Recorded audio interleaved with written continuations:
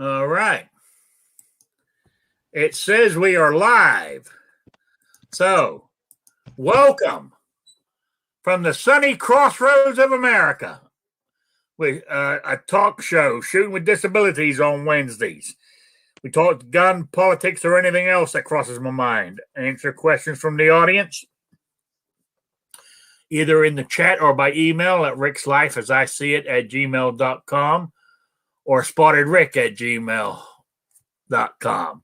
I have a Patreon page and PayPal, and all those other links are down below there.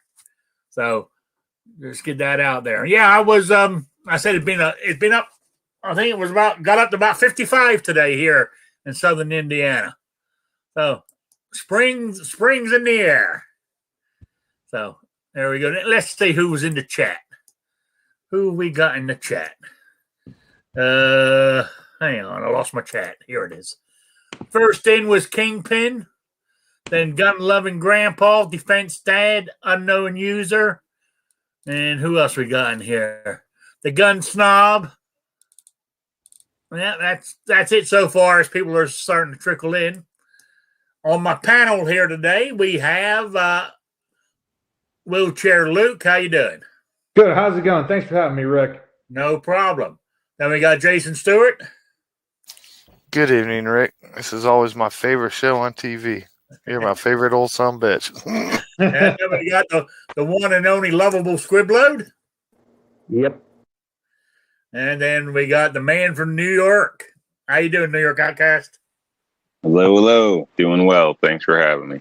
Okay, then we got the real host of the show.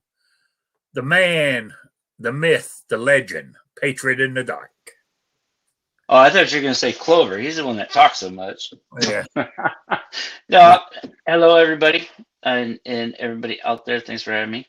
And if you leave a text comment, I totally feel for you when you're trying to communicate from the text chat and people go on for minutes and minutes and minutes. And Yes, I know what you mean.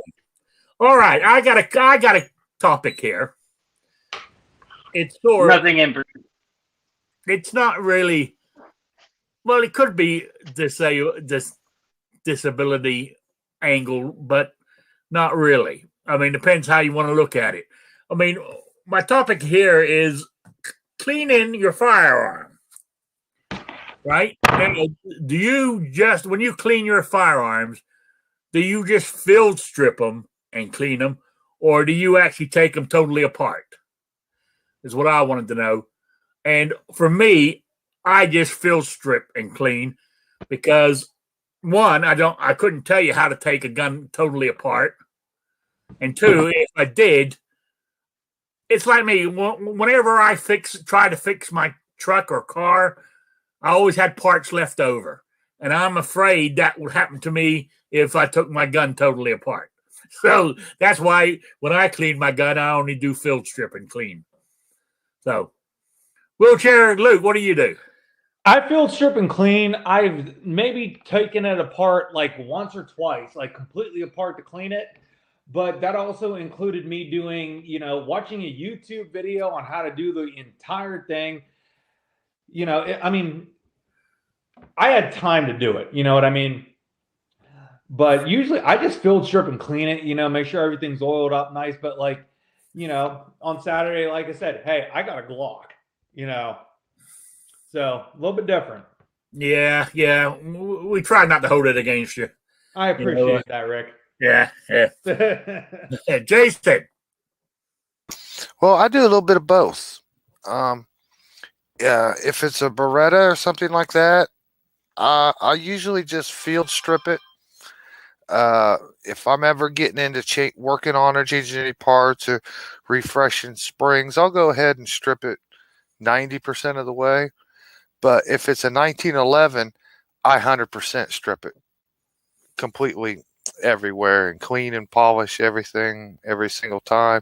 And revolvers, mine are stainless, so I take them as far as I'll take off the side cover and I'll take out the crane and the cylinder and stuff, and I give them a cleaning and a polishing when I clean them. Defense Dad's questioning my statement when I said the lovable squib load. I'm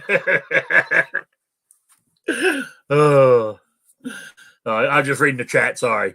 So, Sabrina's here. How you doing? Yeah. Okay. I mean, I've only ever field stripped, cleaned my 1911. As I said, I don't know how to take them apart, and I guess it's like anything else. I guess it's fear. Once you learn how to take a 1911 apart, really simple and easy to put back together. Mine, I use a punch, but you really don't need a hammer or anything. You just need a punch out for your mainspring housing in the back. But I completely strip them. They're very easy to do, especially the slide. I mean, you can strip that slide and get the firing pin out and the extractor or the ejector and everything out of it, or the extractor. I mean, you can get all that out of there with just your punch or screwdriver or anything. It'll just come apart in seconds. It's not very difficult at all.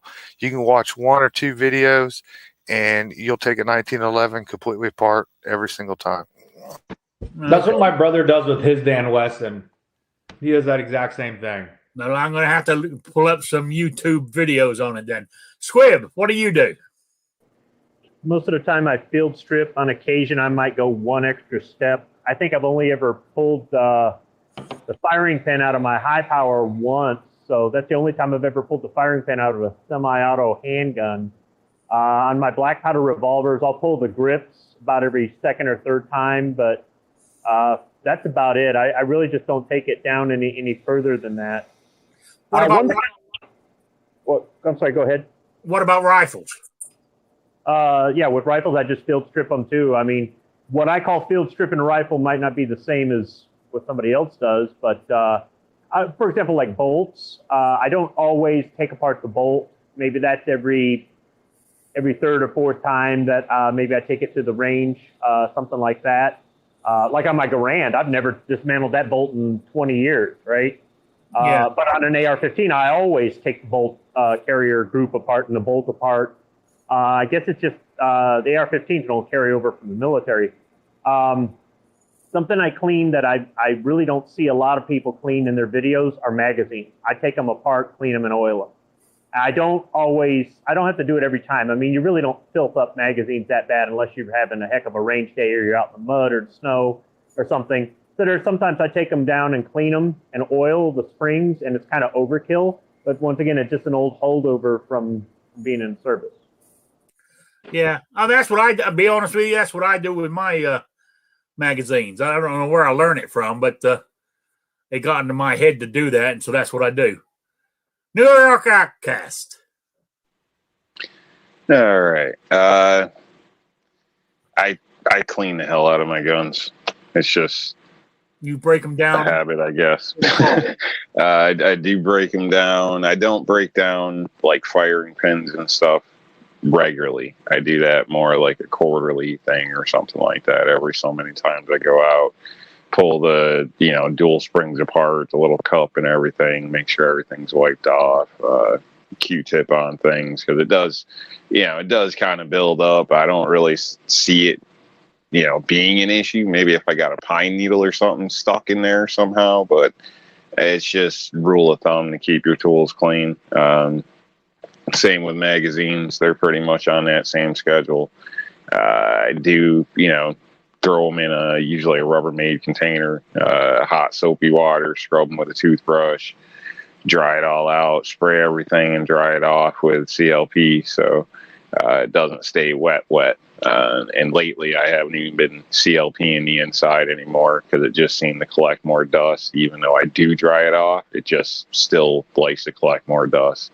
I get a lot of crap in magazines for some reason due to where I shoot, I think. But rifles, same as Squib, basically. Not same as Squib. I clean all my stuff, whether it's a 22 or AR.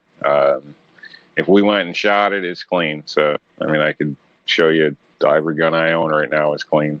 As a matter of fact, right now, firing pins and everything. So, Yeah, all my guns are clean. I clean my guns every time I shoot them when I come home. I enjoy cleaning guns, but I said I only field strip them because I've never broke a gun down all the way. I think mainly it might be fear on my part for doing it. I'm afraid I won't get it back together. You should at least break them down at some point. You know what I mean? Whether it's 2,000 rounds or whatever, you know, you should give it a complete good cleaning one time. What happens if I can't put it back together? They're not too complicated. All of them went together one time. You put them together second time. There's a lot of videos on stuff too. I would just warn that, like, in some cases, you know, excessive takedown further than you have to could probably excessively wear your parts and pins and stuff as well. So I wouldn't become a junkie on it, but you definitely want to do it. And since, you know, I don't have a Glock, my normal carry guns have a takedown tool that comes right in the handle. So to remove the firing pin's pretty easy because they give you the tool to do all that right with the gun, unlike a Glock. Yeah, what Outcast is talking about is like if you've got to unscrew something, you know, you're eventually going to booger up the slot on the screw or the threads or something like that because you're I guess taking unnecessary step. It's not that if you have to repair it, sure, you've got to be able to take it off, or periodically if you want to clean it, it's not too bad. But if every single time you're taking this part that you ordinarily wouldn't need to take apart and clean, you're risking losing a part or something else. It's the same thing with the springs. It's really easy to bend a spring because you decide to take it down that far every single time when, once again, it's really not necessary. Just maybe a simple wipe down or just a light coat of oil, and that spring that's there can just stay where it's at. Now, if you're kind of concerned about dirt getting into certain areas that you really don't want to mess with, you can do things like use pipe cleaners or really narrow swabs. You can also spray brake cleaner in there, and that stuff will break apart fouling and whatnot. And it's a quick drying formula, so it shouldn't really hurt anything on the gun. It shouldn't. You don't want to have that brake cleaner around your reloading supplies, though. But even then, that's still not as good as breaking it down. You just have to weigh out, you know, the risk versus the benefit. Like here at work, we do these preventative maintenance steps on our machines where we take certain parts off, check them, and put them back on. And I told my boss time and again, I go, every time we check these, they're good. And how many screws have I lost? How many clips have I bent or broke? How many times, you know, am I opening this thing up and exposing it to whatever when it was nice and clean when it was closed up? Maybe we need to go from monthly to quarterly. So it's the same thing with your firearms. It's a judgment call. Yeah. Now, I'll be honest, I have all the tools that you need. I mean, I even have the correct screwdrivers that, you know, don't have that they're special ones where they're flat all the way across and brown flat papered or whatever it's called, you know. And I got punch sets. I got screwdrivers, all sizes, from real tiny to large. I got the works, but I said I just haven't taken one apart. Anyway, we still haven't got to the last person yet. Patriot in the Dark, what do you do? I guess I'm odd guy out anyways, but if I bring a firearm home, first time it's to the smallest part. I take it apart because that's just one of my OCD or whatever. I have to take it all the way apart and put it back together because, you know, even if it's brand new, whatever, if it's a used firearm, I do the same thing just because I don't trust you guys that sell used guns. But I do take them apart at least that first time, I guarantee, before I ever shoot it.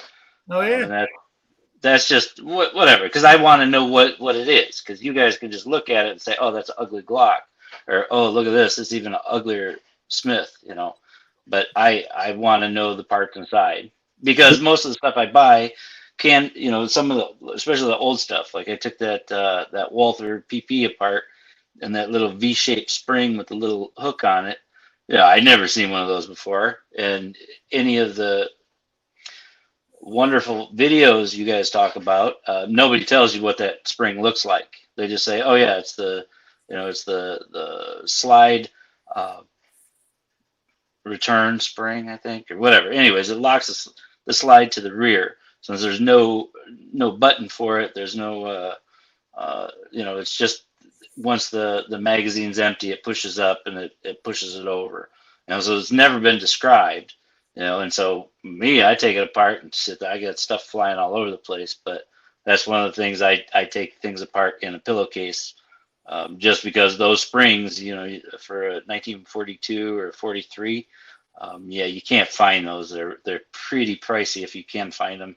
And I'm sure that there's places that make them, but for me to look, what do you call that? And so there's a lot of things that, for me, the first time I'm going to take it all apart just because I want to know what it is, and then I search it out, and like the buck mark, those little rubber pads that wear out, where the in the action and stuff, I tried to replace those. I had to, email Clover, all sorts of things, trying to figure out what they were called, like a recoil pad, but it's in a semi-auto pistol. I didn't know what the hell they were called, but I finally found them at Brownells, and I bought a whole bunch of them because I finally found them. So there's a lot of things like that, especially if it's old pistol. I'll tear it apart. Anything that feels worn, things that are supposed to be rubber but they're hard and crumbly or anything like that. That's when I can make a list of things I buy. So I'll order all that stuff, so I have stuff spares everywhere, and then it's obviously labeled and put aside for each firearm. If it's a new gun, then obviously I don't have to go that crazy, because it's obviously it's new and there's new parts in it and stuff. So I'll still go through, order the recoil springs and stuff like that. But once I start, I have it, or if it's a daily carry or after a range, I do the field strips a lot, and so as far as tearing them down, the whole idea of wearing parts out, where even people like to swap grips a lot, especially with some of the smaller SIGs and those really fine screws. It doesn't take much to strip something, or the bushing that's in the grip or whatever, or the frame, for it to loosen up and stuff. So I don't go too crazy with it, but I will use the proper screwdrivers to take things apart to clean underneath it, because obviously I don't want gunk sitting on there. With the rifles, the corrosive stuff is the only thing that I'm really crazy about, but it's the same thing. If I take a firearm out, I do clean it, and because I don't know the next time I'm going to take it, because I do it like a random grab, because like me, I don't just decide, hey, I'm going, and I drive up there. Usually somebody's coming here, so I throw a whole bunch of stuff in a bag, on the quick, and I randomly do it, and I usually set the bags up before, after the last trip. The only thing that I took, I clean, because when's the next time I'm going to take that rifle out, or that shotgun, or whatever. So I'll make sure I go through it completely after a range trip, especially if it's an odd one that I don't usually carry, or somebody asked to take out or something like that. But other than that, I clean out, and then Okay. cleaning is the whole thing. But you do but definitely the parts. If you deal with used old firearms, milsurps, or just collectibles, or things that were handed down, your family. Does your family clean things the way they should be? Maybe. No. Does your dad, do it the way you would do it? Or, maybe you got your OCD from them. So, the magazines are the same thing. I at least blow them out, after a range trip, just because, especially with me, I can't see where the guys drop from. Oh yeah. I was sitting over You're here. breaking up on it. No, it's okay. There was a question out in the I'm chat, done. though. There's a question out in the chat, Patriot. Kingpin wants to know, how can you tell your guns are clean? Hello, Sabrina. Because I clean them. If you clean them, I couldn't tell if they're clean or not, because I don't trust you. But yeah, that is something. I mean, some of the chambers and things like that where people are like, I just scrub them, and I visually look to see. It's something you pick up over time, I guess. I don't know. I mean, I guess I could clean it, and I think, I don't know, the videos I put up, there's probably one that, I tried that, actually my Colt, the first one I tore down, I'd shot it like 200 rounds through it, and my hand was all bloodied up and stuff. That one, it was really grimy when I was testing it, cleaning it out or whatever. But yeah, it's, I don't know. I just clean them, and All right. kind of excessive. All right. Patriot, I have a question for you. So, How do you, when you take out parts and label them, how do you label them? And I was just asking the mechanics of how you do things like that. all right. Well, ammo is one thing. Everything is separated. I have kind of collected a couple things like the 32. There's some random ones that I'll put together because obviously you can tell the difference between a 32 ACP and a 32 H&R or whatever. Anyway, so that's not a big issue for me. That's more of size. But it's the same thing. I have totes that I've labeled, the braille and all that stuff. But Okay. and then obviously I know that the larger tote is 1911 parts, and I'll actually have larger things that it's like I picked that slide up. I know that's from a 1911. I know that's not from a Smith & Wesson Shield or something. Just because of obviously the size and shape. But the small things, sometimes I'll put them in either cases. In my one safe, I have the shelves and stuff, and so if the 22 pistols are on one shelf, and that's where I have in small Ziplocs in the back are the the little pads or the little springs and things. But most of the little things are in like little baggies, and then they're put into containers too. Well, Hey, I mean, Patriot. Oh, go ahead. Oh, Can you hear me, buddy? sure. Yeah. So I used to work with the my first job after college, and I still keep in touch with these people, was the Pennsylvania Blind Association, and they have actually been emailing me wanting to know a couple questions, and I've been kind of compiling a list for you. I mean, it's not an extensive list, and eventually I'll read it off to you. But I just wanted you to know that, I mean, I've been getting a couple questions about it, and they seem to, I refer them to your channel. So I wanted to let you know that, they've a lot of the emails that I've been getting saying, you're inspiring them. I wanted to let you know that, Hey, he's got a big enough head as it is. You don't have to make it any bigger. I mean, it was something that I felt that I wanted I'm just to trying share to with try to push a better video. That's what. Yeah. Well, anyway. Yeah, if you had anything like questions or whatever, you can just shoot an email or something. All right. Anyway, back up in the chat, the gun snob says he just puts his in the dishwasher, leaves them loaded for the ammo can get cleaned at the same time. So, but I mean, we discussed this the other day. Theoretically, a dishwasher would do the job, but the only problem is I wouldn't wash any of my utensils in it because of the lead that'd be circulating around inside the system. But anyway, that's side of it. Anyway, Willed and Well Armed is here. Did you hear the original question? No, I didn't. We're talking about cleaning firearms. Do you field strip or do you break them all the way down? I field strip probably every 3 shootings, and then I break them down pretty intensely once or twice a year, depending on how often. Your guns every time you shoot them? No, I don't. I kind of, I'll run them like 3 times before I'll clean them. Okay. And clean them. Yeah. Yeah, I know you don't need to clean them all every time, but I just do, and I like cleaning guns, you know.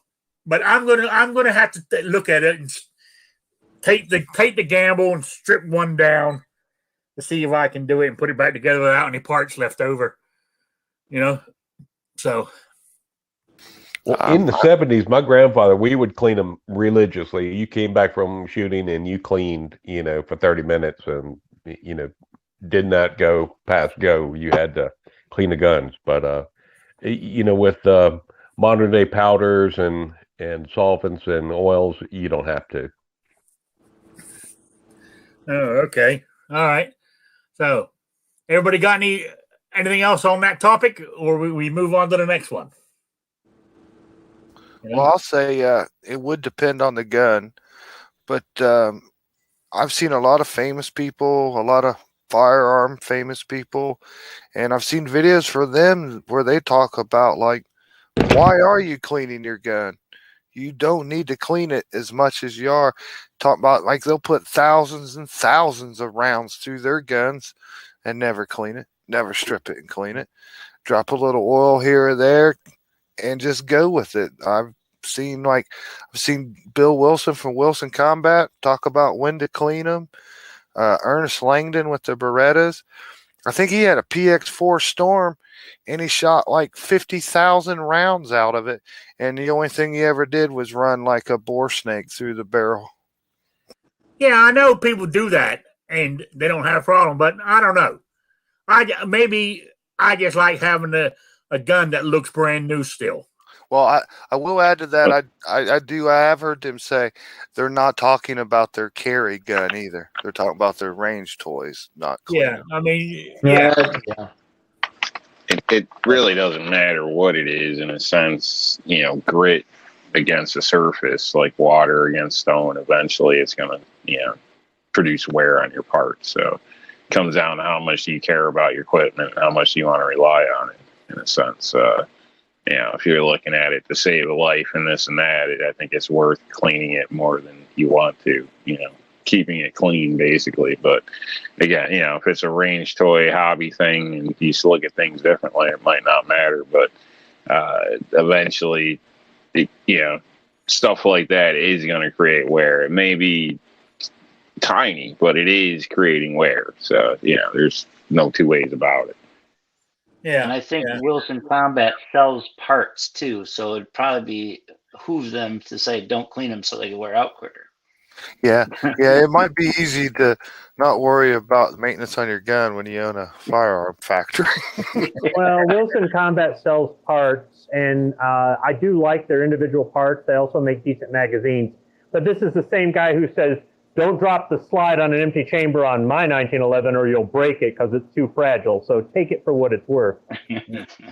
I agree with Jerry Parker out in the chat. A clean gun is a happy gun. It is. The thing is, I know people that say that they never clean their gun and they never will. Okay, it's your gun, dude. You ever go to sell it? I'm not going to buy it because, you haven't taken care of it. And I mean, don't get me wrong. You go down to the range and, maybe some bad weather comes up and you got to leave early, or somebody calls or texts you and you got to leave early, or you have a malfunction and you didn't get very much ammo through it. You you bring it home, you don't clean it. It's not going to hurt it unless you were running corrosive ammo or something like that. Or if you did a little bit of shooting with it, you're going to go back to the range the next day or something like that. It's not going to hurt it. If you're religious about, I don't care if I put 5 rounds through it, I'm cleaning it, then it's your gun too. That's not going to hurt it unless you lose some parts or something.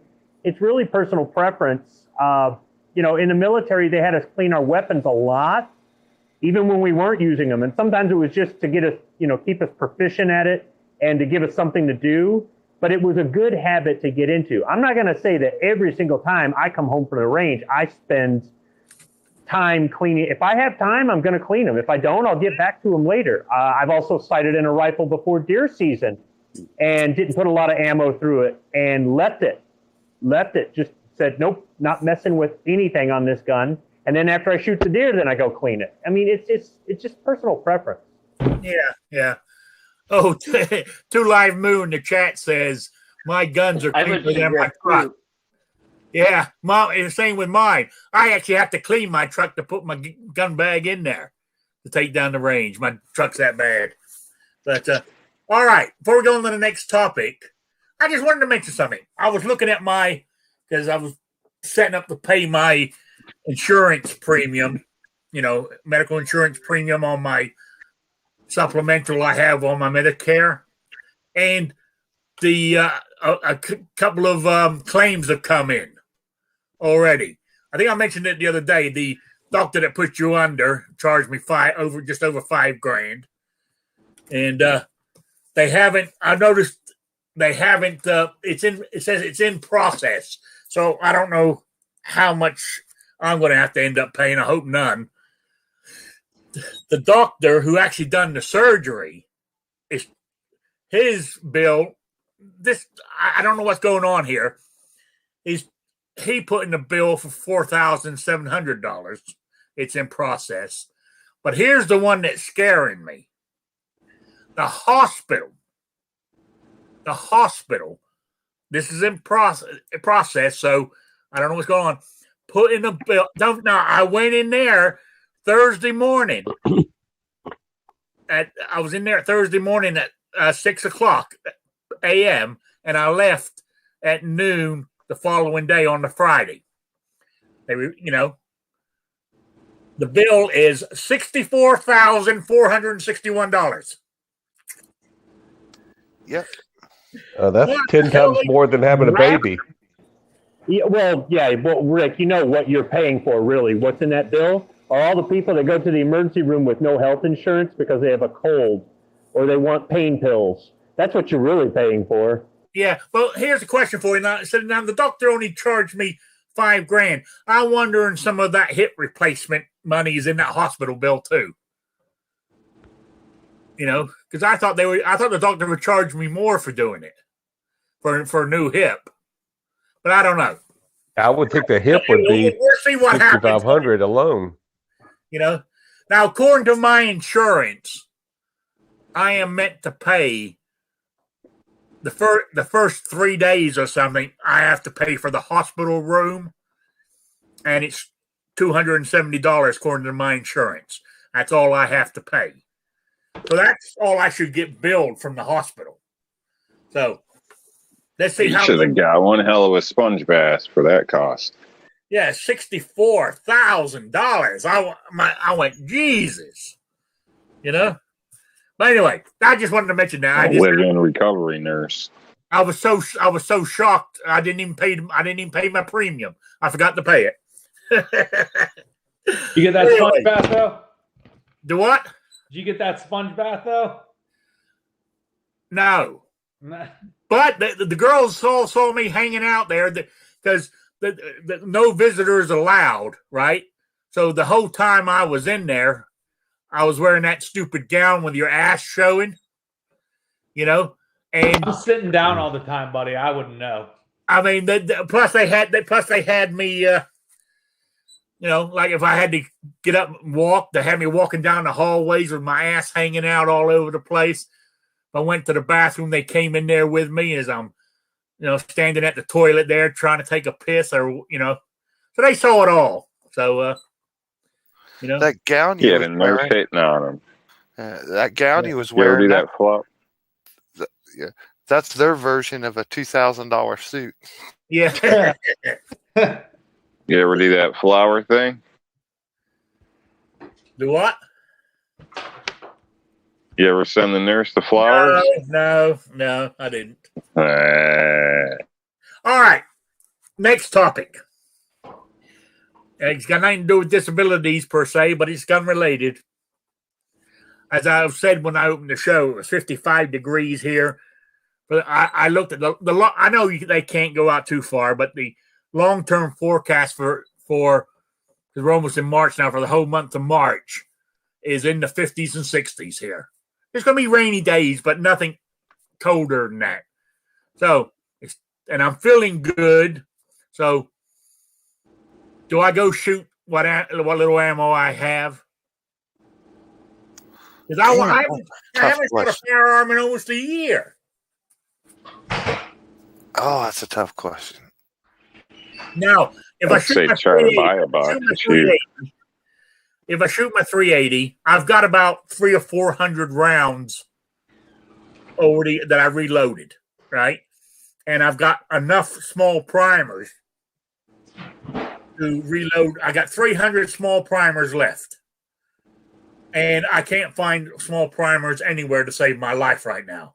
So, but I do have, I have thousands of rounds. When I say thousands, a couple of thousand rounds of 45 ACP. You know, because that used to be my main carry. And if I was going to, I was talking to my buddy today. If I got to go shoot that, I would shoot the 1911 because it's so heavy. And the recoil's not that bad on my hands. It hurts. But it's a lot better than the M&P. Yeah, shoot some 45. And maybe if you're carrying 38 or whatever, or 380, you know, shoot 25 rounds of that or something, since you got, you know, that'll leave you with what, 575 possible rounds after you reload those 25. Yeah. With what primers you have left. I mean, that's not bad. Just, you know, that way you're, you know, the recoil, point of impact, all that with your carry gun, and then have your fun with your 1911 until it's not fun anymore. True, true. Now, with all you preppers out there, I don't have, the only rifle I have is a lever action 22. And I have a 12 gauge, I have a Maverick 88, 12 gauge pump shotgun. That's it. That's my two long guns. That's all I got. Good shotgun. How much 45 long Colt you got? Oh, yeah, I got that. I had that gun too. Done that was my last. I have, let me have a look. I don't know if you said the. I got about 150 rounds of long Colt, of 45 Colt. Is that the stuff that you reworked, or is that the stuff that you can only shoot that's 2 rounds at a time? I mean, that's counting all of it right now. There's about 75 rounds of that mag tech that I'm having trouble with, that I shoot 1 or 2 at a time to get through them. Then I when I reload them, I'm reshaping the bullet, you know, through the. And those are small primers too? What? Those take small primers too? No, they take large. Okay. Yeah. And I got over 1,000 large primers. So. Well, I'd be shooting that Here's up a there. question for Squib, because Squib's been a reloader for absolutely ages. I got some 45 Colt here, right? That they seem to be out of whack. I put them in the thing. I put them in the pistol, and they won't turn. The cylinder won't turn. But if I take them out, and what I found was they're out of shape. They haven't like they haven't been sized properly. Can I resize them with the bullets still in them?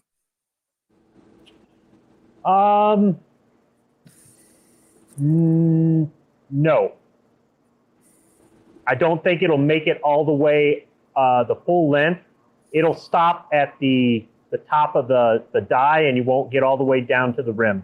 Okay. So you're gonna have to resize that. And on a 45 Colt, there's nothing for doing base sizing on there. If you wanted to do that, that's only about 4 different semi-auto calibers. So you're going to have to resize the brass completely.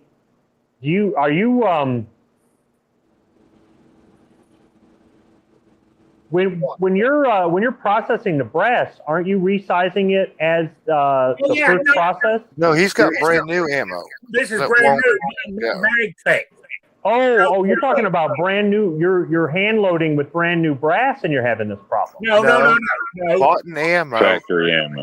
Doesn't fit in the cylinder correctly, and then it hangs out. You're gonna have to pull the bullet, dump the powder, resize the brass. You can put the same powder back in if you want to do it right away. Don't let it sit there for a couple days. and then go ahead and flare it and put the bullet in there. And then if you want to put a crimp on it, crimp it. You can leave the primer in the whole time, but just make sure that when you go to resize that it also doesn't come down on that, or it doesn't come up and like take the decapping pin out, because otherwise you'll pop out a perfectly good primer. In some cases, you could actually ignite the primer that way. I've only ever had it happen one time, and it was on cheap steel ammo. But yeah, if you take the decapping pin out, you should be able to take it apart and rebuild it with everything, even the same powder charge. If you do them one at a time, you can put that powder right back in there. Yeah, I did do that with a few actually, and once I resized them, the recycled in the firearm beautifully. You know, You got a case checker, a cartridge checker for 45 long Colt? No. The only checker I have is the cylinder itself. You know, I can drop 6 in there, close the cylinder, and sometimes the cylinder will, you know, I put it on half cock and I can turn it by hand and sure turn no problem. Other times I do that, I go to turn it and it won't turn. It actually will not turn. You know, and sometimes I've done it where this before I found out what was happening. I would load it up, maybe shoot 3 rounds. All of a sudden, the cylinder sticks, and I have a hell of a job pulling out the what the hell's it called? Where you take the cylinder out, where you take it apart when you're cleaning it. Oh hell, my brain's gone. A ramrod. Yeah, pulling that out before I can release the cylinder. It's a pain in the ass. I had to take last time I took a set of pliers with me and put a cloth around it and pulled it out so I wouldn't damage it. Have you tried other brands of ammo in it? Not at the moment, no. But once are we absolutely beautiful. Oh, okay. All right then. Yeah. So even when I've even resized that brass and made a reload out of it, and it fires beautiful. So I believe I believe it's the ammo. It's Is that scratching up your gun? No, like when it rotates like that and it's catching. Well, luckily, no. I'd be pissed. I'd be taking a picture and sending that shit to MagTech or something. No, like, it hasn't. Yet, thank God. You know, but put it this way, I'm never buying Maytag again. Yeah, that was the ammo that they sold you when you purchased. When I went and picked the gun up, yes, it was just whatever he had there, so that wasn't something that you sought out. No, just to let Quib know, because I don't know if he heard that whole story or not. Well, you see, when I went and picked it up, I said, "I'm looking. Give me a couple of boxes of ammo for it." He goes, "Oh, that Maytag there, cowboy loads, would work." So I just grabbed those. So I ain't never grabbing them again. I tell you, hell, his shelves. He went down there Monday. His shelves are empty. Oh, I forgot to tell you, went to the gun store Monday. Shelves completely bare. The gun store. I mean, this is Dave's gun shop, and he's a fairly well known one in this area. He has no ammo, has no reloading supplies, has only maybe 25 handguns. He's had to let a bunch of his staff go, and he's cut their hours have changed because he can't get any supplies from anywhere. Same here. My dealer said he's going to start selling bad advice.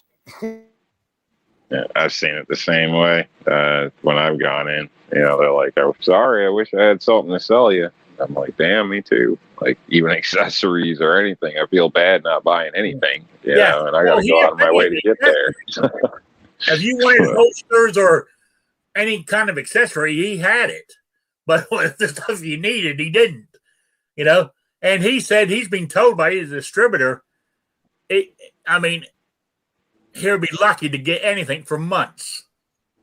Because his distributor's not getting anything. My place has never been big for accessories anyway, unfortunately. But I would state, like, how you told the guy what you needed, and he pointed something out to you.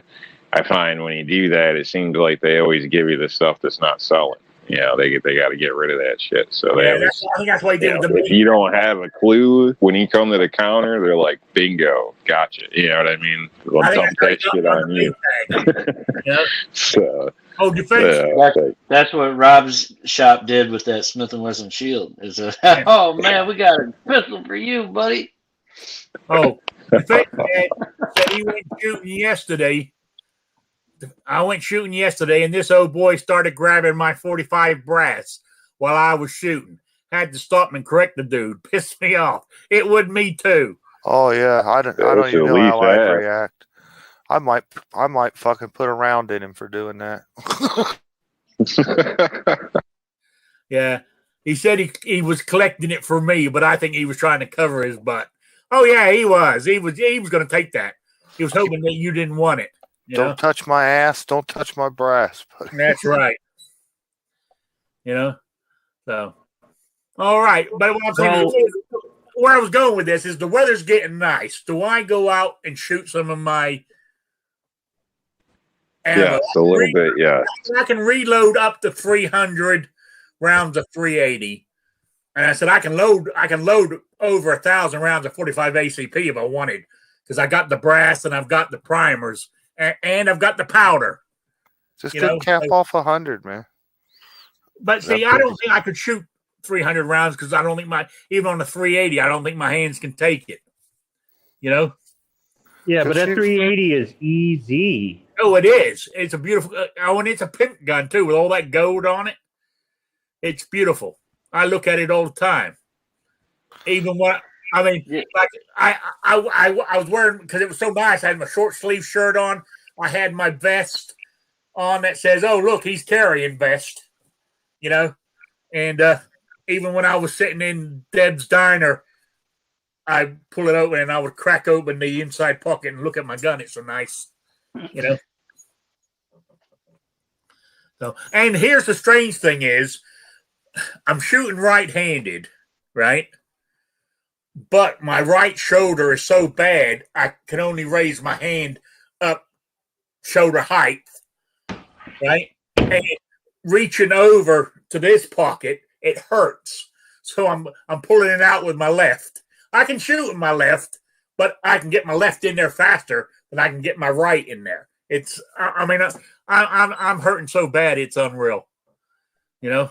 So you need to get an AR-15. You need to get a carry handle. Then you need to get a scope mounted on the top of the carry handle. And then you don't have to pick the rifle up very far at all to shoot it. Yeah. Seriously. You probably would have 6 to 8 inches less of having to pull it up for your eyes.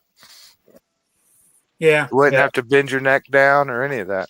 But I won't be getting an AR-15 anytime soon. Not at these, COVID-19 prices. You know? I say it wouldn't be his lightest option either. I mean, if you're getting the one with the carry handle and adding a scope on you never know, Rick. I got a nice scope on my lever action 22.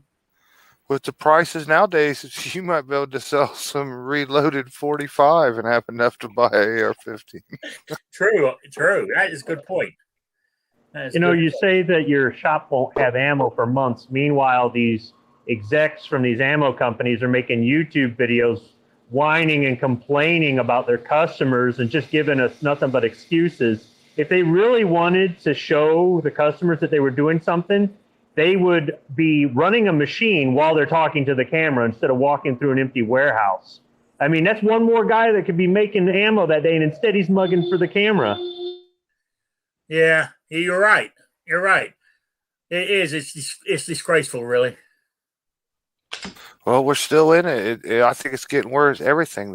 The gun manufacturers are all out of guns. Distributors got no guns. There's no primers. There's no projectiles. There's no brass. There's no powders. There's a lot of parts. You can't get no parts. It just keeps getting worse. In the reloading area, it's another. They've been coming and going, and right now is another one. Everything's gone. I don't care if it's a press, dies, lock rings for the dies, just about anything. It's completely sold out no matter what company you go to. You know, what's strange is that being in manufacturing, every day that they're not making stuff, every minute that they don't have the factory fully staffed and cranking out as much as they can, they're losing market share. They're losing their profits. They're running their company out of business, more or less. And they can say, well, we've had issues with getting our raw materials, or we've had issues with labor. We've had issues getting parts to fix the machines that we're running the living dog shit out of. Yeah, we've had all that stuff here too. And I'm looking at a warehouse in front of me here with pallets stacked up on top of pallets, on top of pallets, on top of pallets. I mean, it's so messy in our warehouse. I've never seen it like this. Well, you can't even move around back there because we've got a couple weeks worth of inventory in case they decide to shut us down again, so that when we turn back on, we can start sending parts out to our customers instead of scrambling the way we did when we were shut down for 3 months and came back to work, and it was just like snapping a rubber band.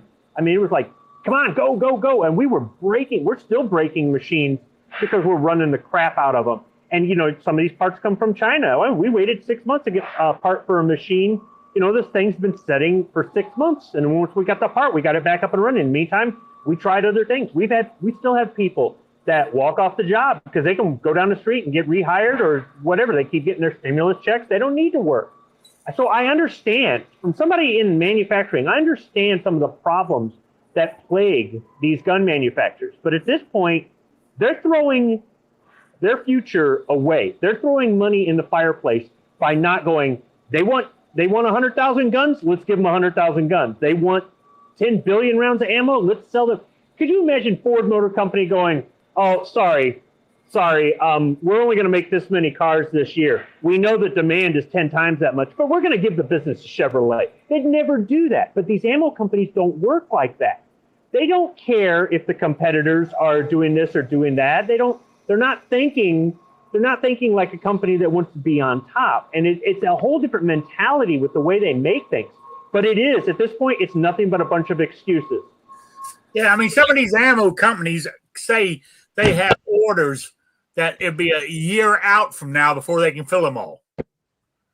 You know? Well, just remember, Squib, that guy that's doing the YouTube commercials or videos there complaining that tried to dress down with his, $400 shoes on.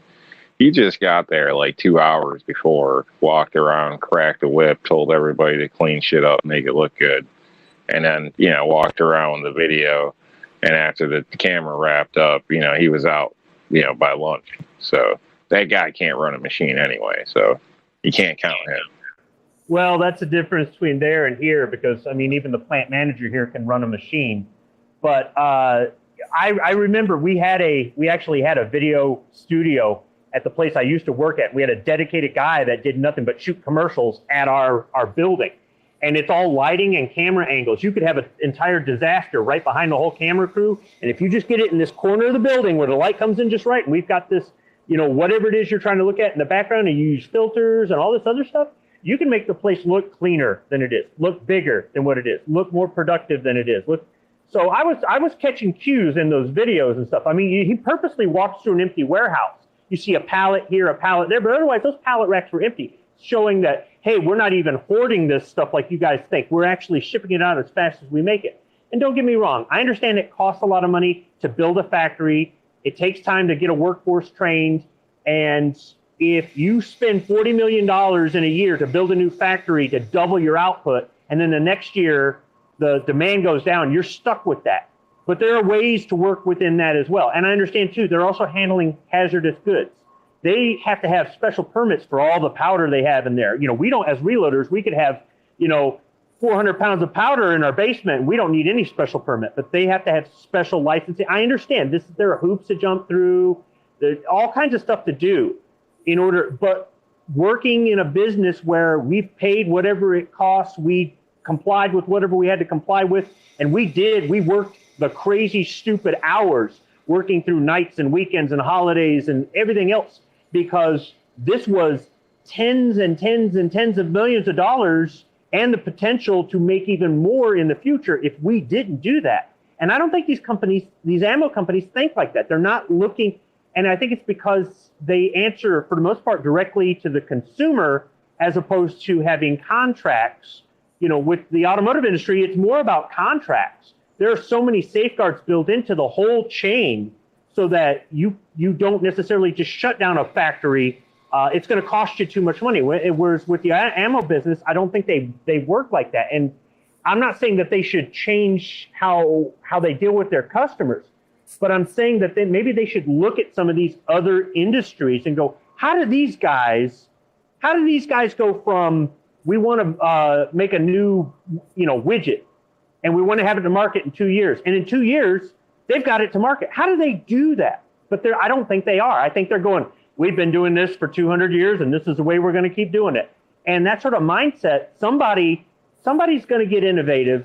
Somebody at some point, I don't know when, but somebody at some point, I think, could be the new big ammo manufacturer out there, and they're going to give these guys a run for their money if they keep doing things the way they've been doing it. Yeah. So there's somebody in the chat, unknown user. He says, how many of you think that this ammo shortage is socially engineered, not by the manufacturers, but by the same people who engineered the virus response into a larger threat? Oh shit! Here we go with this crap again.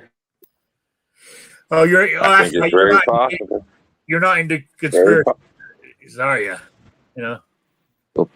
So it's the timing. It's very possible. I don't know. So where do all these primers come from? They're made here or they're overseas? I'm not. Okay, so they do make primers overseas, but there are probably more companies here making them. Oh, okay. So it's not something that's outsourced and they shut the border so you can't get nothing. Right. Yeah, I can only think of 2 companies off the top of my head that make primers overseas for the reloaders, for the consumer market, not necessarily for the industrial market. Yeah, but here's a question for you. The companies over here that make the primers, where does the raw material come from to make them with? That's what they claim holds everything up. It's the raw materials. See, they got a lot of excuses. Is really all they got. But I know if I was involved in any kind of industry or I had any business your own, if your product is literally flying off the shelves, you can't even, it's getting sold as quick as you can put it on the shelves. And when you've had years and years of crying about, the downtimes, when the market is like that, I just don't understand how you could not get product out there. I understand one company, but every single gun manufacturer, every single ammo manufacturer, and it ain't all because of 1 million new gun owners came along or this or that. There's something going on in the whole scheme of all of it. There's no way that they've had a year's time that they can't at least be halfway back on track. But instead of it ever getting better, it is now trickling down to the bare bottoms of nothing. And that just doesn't make any sense. Like Squib was saying, Ford wouldn't stop selling cars. Imagine if the car lots was totally empty. There's 1 or 2 cars sitting there when there used to be hundreds. And like the delivery trucks never show up. They can't tell you when they're going to have a car, but yet they'll tell you, we're working 24 hours a day building them. Okay, where is everything? Where's it at? Good point. Yeah, and the smelteries were shut down by Obama there. One of the things he did, supposedly. So apparently that's an issue, too, with the lead. A lot of that didn't affect lead at all. That didn't affect it at all. Yeah. That was an environmental thing. Smelting is an older process. They use a different process. Iraq veteran 8888 came on and made that stupid video without researching how you process lead. They do the same thing with copper and other stuff like that. The EPA, and I'm not backing what the EPA does. The EPA will make it where the licensing is so damn expensive that you'll actually use a more modern method. All this stuff about they closed down the lead mine in America and all that's total horseshit. That's absolute total horseshit. Lead is plentiful and lead is inexpensive. Well, I would just safe bet to say that I bet any weapons contracts the military had aren't getting short on their deliveries, and any ammo the military wanted in the government is out there. It just seems to only affect us. They ain't got none of this and can't do none of that, but they can spend all year building rockets to send to Mars to tape record some sounds and take some pictures. Hey, didn't those manufacturers manage to change over and pump out ventilators for Trump real quick and meet demand? Yeah, Remington tried, but Cuomo wouldn't let him. No. Oh, what's called it? Jason Stewart said not all gun manufacturers. There's tons of what are they called? Sky, SCCY, for sale here. This is Defense Dad. Nobody wants them before. Now they have the most available. Isn't that the gun that keeps breaking down after you shoot it? Yeah, nobody wants to be found dead with a jammed gun. Yeah. Yeah, I mean, you can find, talking about that, there was a guy, a friend of mine was telling me, he walked him over the weekend. He lives in Illinois. He was going to buy a high-end 1911. We're talking, $1,200, $1,300. That's high-end for me. He went in there to the gun store to buy it, had the cash, and he said, I'll take a couple of boxes of ammo to go with it. It was a 45 ACP. And the gun store said, no, I haven't got it. And he goes, well, I'll just take one box then. He goes, no, I don't have it. He says, you let me buy this gun, but you have no ammo for me to shoot it. And the guy said, that's right. The guy said, I ain't buying the gun, and walked out. So the way you would have to do it is the gun store would have to have a contract with the distributor saying that distributor has to deliver so many rounds in a certain amount of time or else. Now, the plus for the gun shop is they'll always have inventory and they can kind of control pricing. The minus is if they can't move that ammo, they're stuck with it because the contract works two ways. The distributor says we can always keep that manufacturer running 24/7. And if you're running 24/7, you're optimizing your profit. Running one shift a day, you're losing money. So by having that steady supply that contract provides, it makes the manufacturer the most amount of money. And it also guarantees that store will always have inventory. And what you do is you work things into the contract where there's penalties. So, for example, you're going to deliver me 1 million rounds on the 1st of every month. But every day that you're late, you're going to pay $100,000 in penalties. Suddenly, they'll find a way. They'll move heaven and earth to get them 1 million rounds on the 1st of every month because they're not about to pay those sort of penalties. And you go, well, that's just crazy. But that's the way we do it here in the automotive. Every hour we shut down the customer, we're paying them crazy amounts of money. And if we do it for too long, they'll come in here and pull the tooling out and give it to our competitors who are just chomping at the bit because now they can control the pricing and they can charge even more than we would. And our customer is going to go, we don't care. We can't be shutting down our business. Well, the auto industry doesn't work that way. Unfortunately, though, you can't have mom and pop gun store say, I can sign this legal contract and promise to spend X number of dollars every month with this distributor or manufacturer because they can't guarantee the business. These car dealerships, they're required to buy so much inventory, period. And if they can't move it, it's not the manufacturer's problem. And if you go, I'm not selling cars, I can't keep buying these cars from you, then you lose your dealership. You lose your license to sell cars for that, and you lose everything, all the tech support, the parts, the training, the name, everything. Well, if the stores and the distributors and the manufacturers had a system similar to that, there'd be a lot of checks and balances, and we wouldn't have shortages, or we wouldn't have as many shortages as long.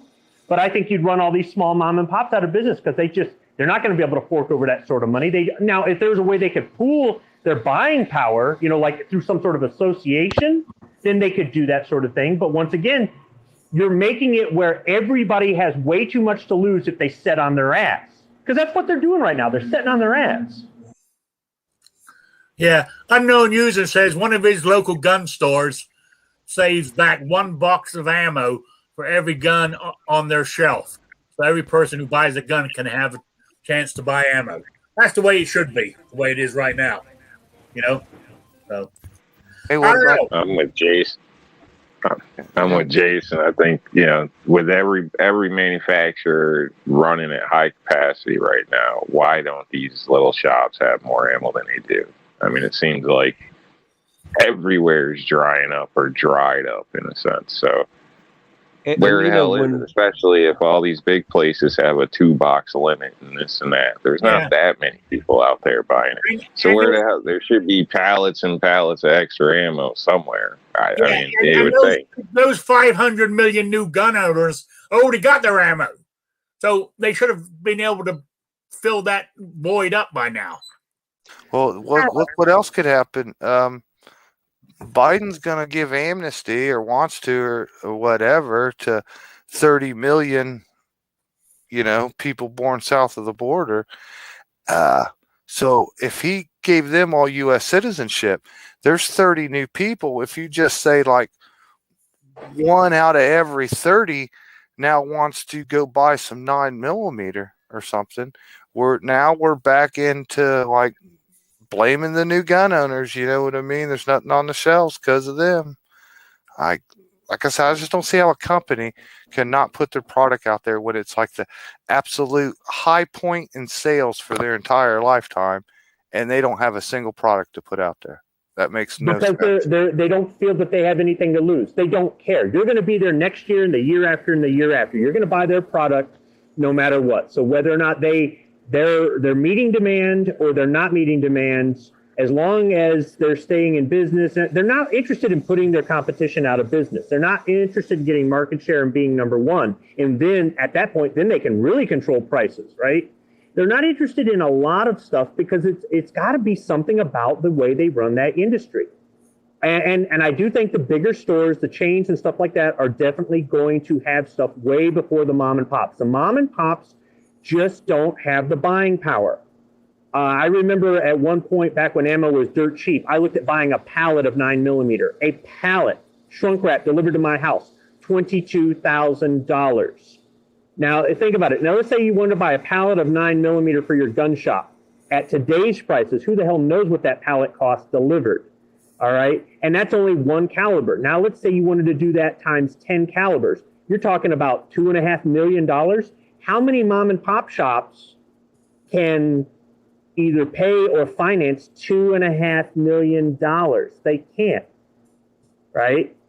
So I think the bigger places they're going to get the volume pricing. They're probably going to get preferential treatment, or they may even have some contracts with these manufacturers and distributors, but they can afford to make those big purchases. And they're going to fill that stuff before they fill the mom and pops. The mom and pops, I think, in some cases, may have to actually buy the stuff from the bigger places and then mark it up.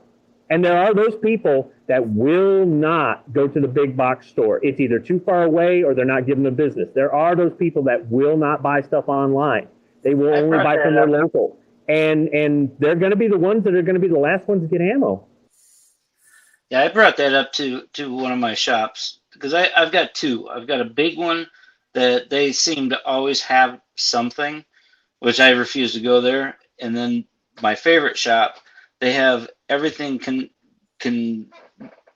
compacted to one little case, right? All their pistols are in one case now instead of, spread out through the whole place.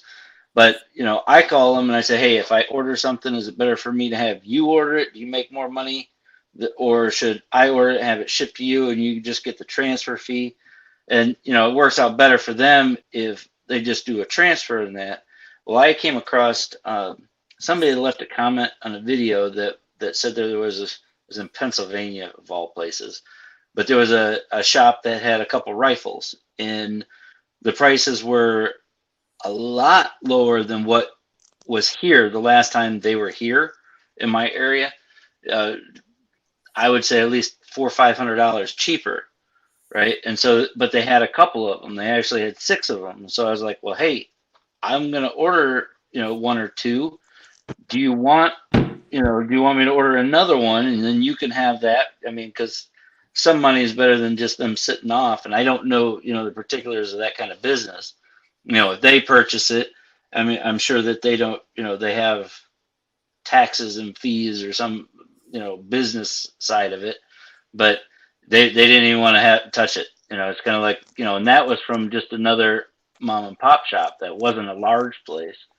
It's not like buying it from, one of these huge gun shops that got, 6 entrances and, valet service. So I don't know. I don't know how the little places can kind of, they got to weigh what, who's working, what they have, what they can get. And I don't know. I brought it up just because I wanted to help them out. It's the same thing. You don't want to go to the big place and then, spend your money and then have it filter through to the owner that lives 3 states away. Yeah, but the big stores are going to be the ones that are going to get everything first. I mean, take a good example. Take Bud's Gun Shop online. They've even got a couple of actually brick and mortar buildings. The amount of firearms they go through, any that are getting made, I bet you they go to them first. Yep. Now, with ammo. Even Buzz doesn't have anything I want to buy right now. They're sold out on everything. There's a big store here in Michigan that has 2 locations. I mean, these things are as big as a department store, and they carry everything, and they've got good pricing and good service and everything else. And when all of the locals were running out of ammo and reloading supplies, they had tons of it. So they had a couple shipping containers in the back full of this stuff, in addition to having shelves stocked to the ceiling with this stuff. They had the space, and they bought this stuff in bulk a long time ago, and because they're a bigger store, they had more buying power. They're making more money. They've got they could afford to buy this stuff and store it in shipping containers. Your local mom and pop probably can't even afford to buy a shipping container to put in their back parking lot, let alone, fill it full of primer and ammo, primers and ammo. So there's another thing, that to be said about that as well. Yeah. Anyway, it's 8:15 almost, guys. It's time for me to wind this down. I'm having dry heaves here because I don't know if you guys noticed New York Outcast turned his camera on and he was showing a thing of mac and cheese. I started heaving here. So anyway, let's wind this down. It's been great. I didn't realize it was that You're late. so un-American. So red, it makes me blue. Wheelchair Luke, you got any shout outs or plugs? Not today. I was just, thanks for having me on. I know I didn't speak much today, but that's fine. I really enjoy listening to you. So thank you, all you guys. No problem. No problem. Jason, you got anything? Great show. Great show as always, Rick. Glad to be here. Everybody, here in a little while, man, check out Roll Call 219. Yeah. Oh, real quick before we go on to Squib. Don't forget, I'm doing my quiz every 2 weeks. I gave the question out last week, so I don't give the swag pack away until the 6th of March. But the question was, real quick, out of across all branches of military American, I wanted to know who was. Is it awarded to him? Purple Heart, is it awarded to you? I don't know what the correct term is, but I want to know, out of all branch of service, female only, by the way, I want to know the name of the person who has the most Purple Hearts. So, Trey Miller. And it's email rickslife@gmail.com or spottedrick@gmail.com. Could be Vickers. So, and it's not. I mean, I tell you, I can give you a clue. It starts back in the Second World War, so it's not somebody over in Iraq right now getting shut up. So I'm just saying it's So there you go. That's all I'm going to say. So, all right, Squib, got any shout outs or plugs? No, and you're right. It is getting awarded a Purple Heart. Okay, that would be the correct term. Yes. I had to circle back to that. Circle back. All right, New York Outcast, you got anything? No, just thanks for joining us, people. And, obviously don't mind Rick. He's sick in the head. So respect the mac and cheese. What does that look good? We're off, please. You dick. Actually, my cousin came over the other day, and we were talking about mac and cheese, and I said I don't like it. I said I say this on my podcast, and I said someone told me I'm un-American. She goes, "You are." All right, Patreon. Maybe she needs to start her own show. You got any Patreon Zark? You got any shout outs or plugs? Yeah, just thanks for having the show, Rick. Appreciate it. It was great having the band back together. Some are still missing, but they're probably working or doing something important. Yeah.